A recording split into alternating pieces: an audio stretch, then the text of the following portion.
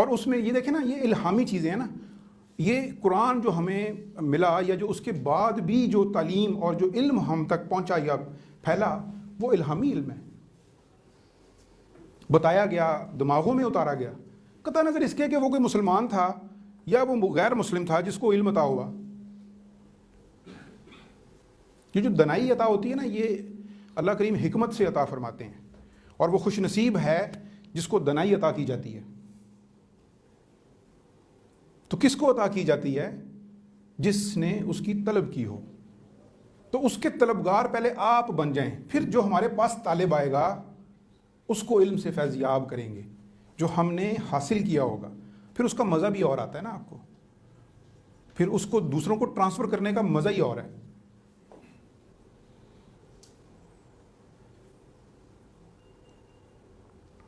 شمس تبریز کے بارے میں کسی نے سنا ہوا ہے؟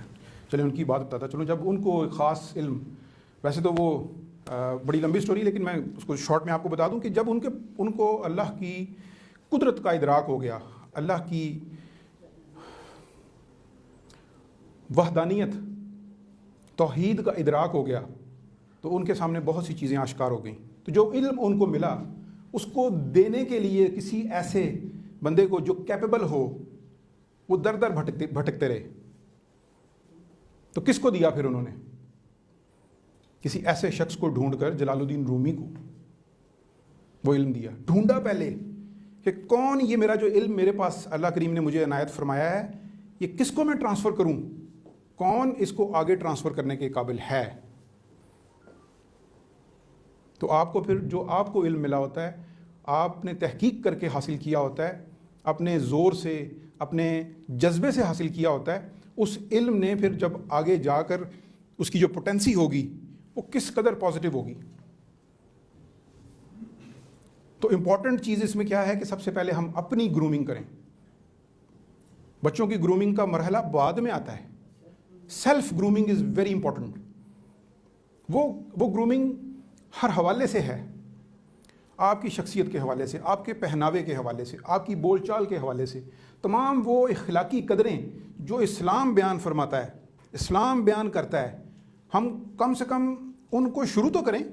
ہم سب کچھ تو نہیں کیٹر کر سکتے، سب کچھ تو نہیں ہم کروا سکتے یا کر سکتے یا سیکھ سکتے، لیکن کچھ ایک تو ایسا سیکھیں جو ہماری شخصیت کے لیے ترہ امتیاز بنے۔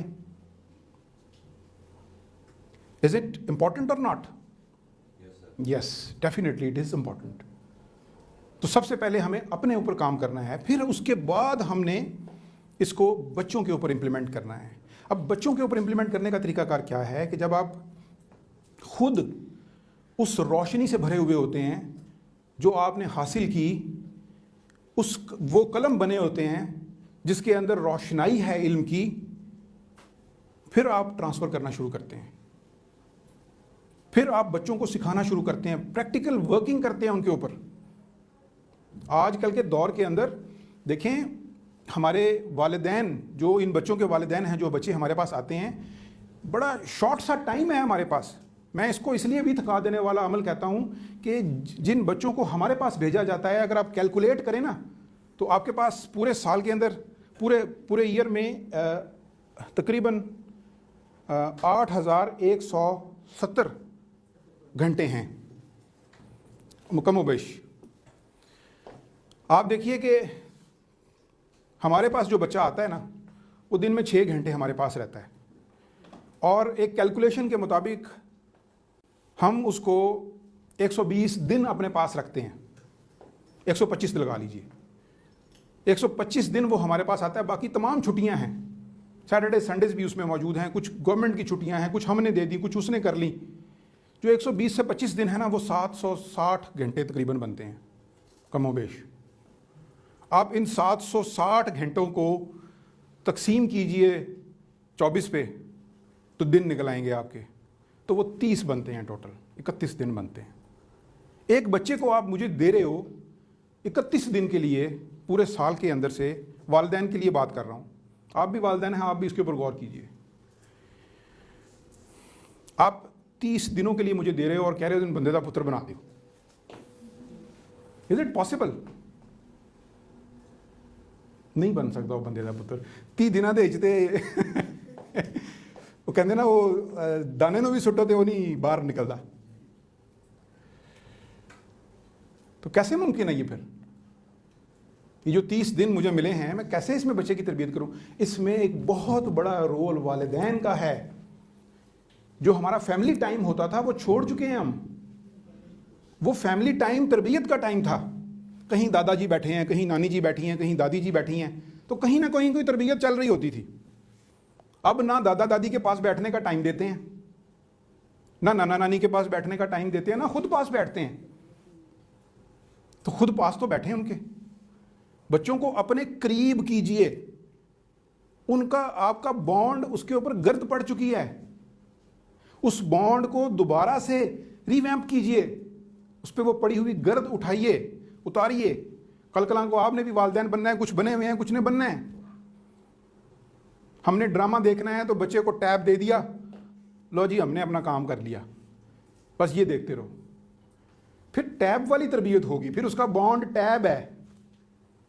آپ دیکھیں کہ بچے آتے ہیں ہمارے پاس سکولز میں، تو اس کے بعد نا والدین کہتے ہیں آپ نے تو بڑے اچھے طریقے سے اس کو سیٹ کیا ہوا ہے، گھر تے ساڈی سندا نہیں، تو میم تسی ذرا انہوں سمجھاؤ. کیوں کہتے ہیں وہ؟ ان کو یہ کہنے کی ضرورت کیوں پڑی ہے؟ اس لیے کہ میرے پاس جو وہ 6 گھنٹے بیٹھا ہے نا، میں نے اپنا بانڈ سیٹ کر لیا اس کے ساتھ. میں گارنٹی کرتا ہوں کوئی ماں اپنے بچے کے پاس 6 گھنٹے 5 گھنٹے نہیں بیٹھتی.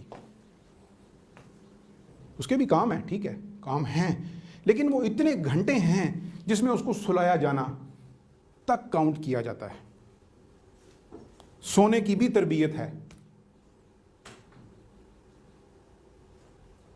تو اگر یہ چیزیں کاؤنٹ کی جا رہی ہیں ہم سے تربیت میں، جو ایکسپیکٹ کیا جا رہا ہے، ہم کم سے کم جتنا ٹائم ہمیں دیا ہے انہوں نے